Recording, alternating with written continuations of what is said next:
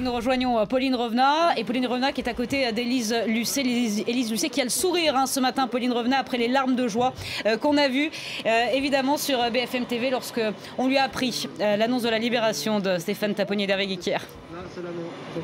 Gros soulagement aujourd'hui, Élise Lucet. Immense plaisir, on est super impatients de les voir, ils arrivent dans 1 heure maintenant, là juste derrière nous sur le tarmac, on va pouvoir les serrer dans nos bras, ça va être juste un moment incroyable. Ça fait 1 an et demi qu'on attend ça. Hier, il y a eu vraiment, c'était comme une soupape de cocotte minute qui partait, on a tous eu un immense soulagement et puis maintenant on se dit qu'on va enfin les tenir dans nos bras, quoi. Que c'est vrai qu'ils vont être là. C'est réel. C'est réel, c'est l'image dont on rêve depuis 18 mois, c'est la scène dont on rêve tous depuis 18 mois, c'est pas du cinéma, c'est la réalité, ils vont enfin être libres.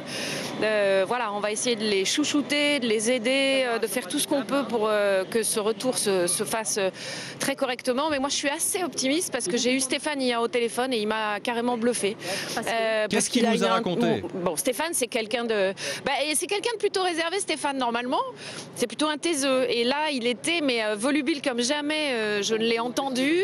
Et il m'a dit qu'ils allaient super bien. Il m'a dit, écoute, Élise, on a entendu vos messages sur RFI, j'ai entendu ta voix sur RFI, ça nous a fait un bien fou, on a tenu le cap, je t'assure, on va bien.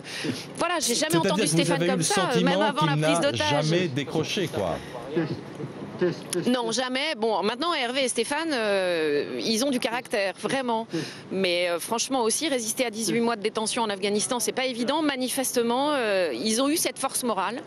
Ils ont eu cette force. Pourtant, ils ont été séparés pendant 8 mois. Ça aussi, on l'a appris hier, parce qu'Hervé l'a dit à sa compagne.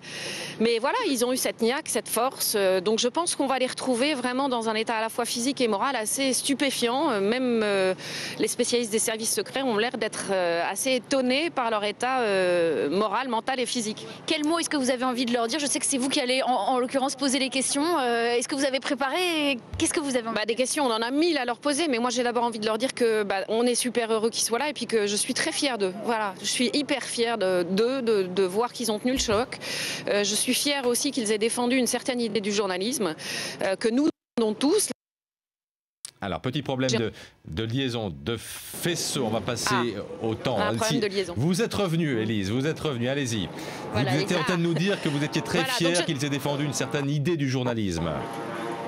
Voilà, ils ont défendu une certaine idée du journalisme. Et puis, après, ce qu'on a envie de leur dire, c'est juste... on vous a pas envie de faire...